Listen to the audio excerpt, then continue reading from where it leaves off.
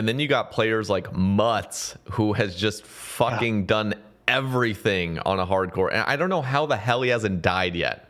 Literally, if you were to have told me 6 years ago, 5 years ago, or whatever, when I was first watching Mutz with like his early hardcores that he was dying on, I just still remember that clip of him dying to like armadillo, like armadillo minions. It just took me a second to process what you said. Yeah, that was silly. Bless him. Yeah, but it's like watching that clip and not really having watched too much of Mutz. I just, just to clown a little bit. He does not deserve to be clowned. Like, this guy is fucking amazing at the game. Probably 100% the greatest hardcore we've ever seen in this game, which is just amazing. But I still remember, like, that clip was scarred in my head, and then just watching him do chambers with, I swear he had like a fucking 50 hertz monitor because his clicks just seemed atrocious. It was just like, what the fuck is going on here? It's like, dude, your cursor is shaking everywhere. It just seems like there is no consistency with this.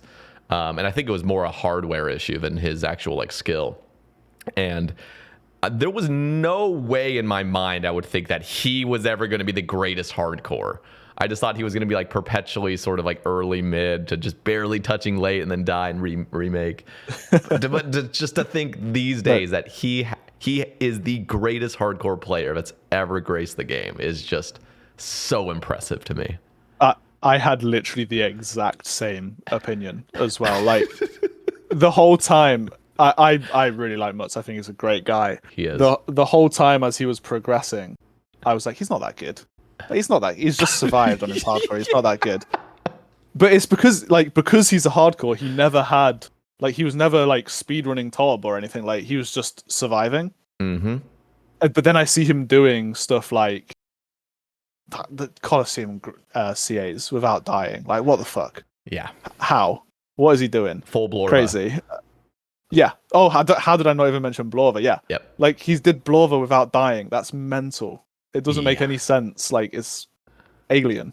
And he's just so good at the game. Like, you can't even, obviously no one's disputing it anymore. But I think for a long time, a lot of people was, if both of us had that opinion, I'm sure a lot of people did. But now it's so clear. He's insane. He is. That's the coolest part, is he has really defied like so much of the sort of doubt that anybody in the community had. It just completely, I mean, he has Radiant Oath plate, I'm pretty sure, on his fucking hardcore. Like, yeah, this is nuts. Radiant Oath plate. Blorva has a Zuckhelm, just perpetually just gotten his Zuckhelm over and over and over. I'm just blown away. I'm truly like, you are insane. I haven't heard anybody say this, but if anybody were to say like, oh, well, he just gets to practice on his main account a bunch of times till he gets it. Bro, that's fucking exhausting. It's exhausting to practice things like that.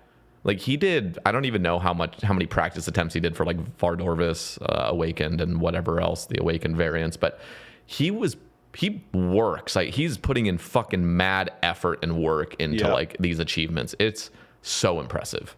You can practice Awaken Vardorvis as many times as you want on a main. The second you log into a hardcore, your heart rate is jumping 100 beats per minute. And most people are still not doing it. Like, with that added pressure, it makes it so much more difficult. Yeah, he's. I wonder if he's going for the Delve CAs. Sure, I mean, surely he has to at some point, right? 100%. Oh, that's crazy. Yeah, he's the beast. Speaking of Delve, actually, what are your thoughts on Widega?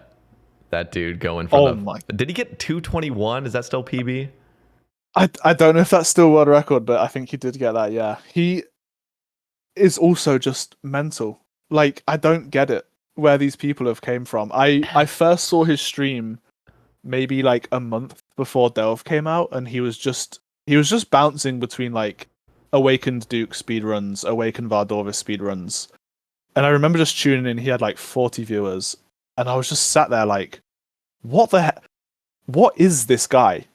He's done Awakened Vardorvis faster than most people, like close to world record, whilst just like talking to chat, like answering questions.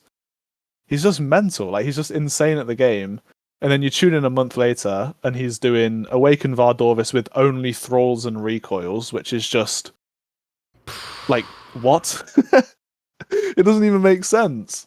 But he's doing that whilst just chatting to his viewers, and it was almost just like a viewer suggestion, like, "Hey, you should just go and try this fun challenge. It took this other guy like 20 attempts. You should go see if you can do it." And he's like, "Oh, okay." Just shows up, does it. God. Makes no big deal out of it. Like, he's too good at the game. It's wild. He is, and he was the first to get Radiant Oath Plate, which that's insane because, again, I think it's really easy to overlook how difficult it is to almost pioneer the method, basically, or like to get a world first is so much more difficult than getting it later on when there's all these guides and you've seen how it's done a million times by streamers. If you had your memory erased and they're like, here's some contracts for you, go get Radiant Oath Plate, you'd have no fucking idea where to even begin. Like, what is happening? And to pioneer that is just wild. Because even now, even when they're solved, it's like they're confusing. The thought of going into that blind, it's the sort of PVM that I'm just not tuned for, if that makes sense. Like pioneering stuff like that, I didn't even try because I just knew I wasn't going to get anywhere close. So it's super impressive to me that people are able to figure out these super hard challenges that quickly. And actually, there's a funny anecdote that I found out the other weekend about, or like a funny story about the first Radiant Oathplate. I don't know if this is true, so anyone listening, don't quote me, but apparently he did half of them, left to go graduate, came back and still beat everyone else. Like, he literally left to go to his graduation. Oh my god. That's like, what the hell?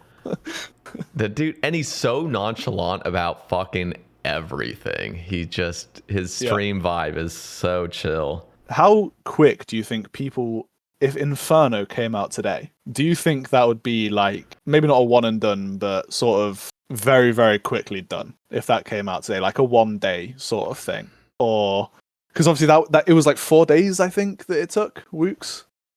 I think someone like Widega just goes in and does it in like 5 attempts, honestly.